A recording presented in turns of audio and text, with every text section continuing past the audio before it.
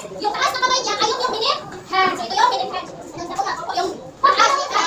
Ito, ay tinatawag natin na second hand. Very good. So second hand ang tawag natin dyan. At itong mga line na ito ay minute hand. Kasi kita ko kanina sa back. Opo, but this morning, we'll just focus about knowing the hour, how to read the hour, and how to write the hour. So, oras na ang ating tanang slippets, hindi na ito mag-map, lahat na kayo gamay ka, araw o ganito kong araw. So, kanina si second hand, part sa black, pero hindi siya tumuha yan sa diba, okay? Nasa tayo mga bata. Opo. Pero na ako yung nakita. Dapat makinig kayo sa video dahil may gagawin tayo mamaya. Opo.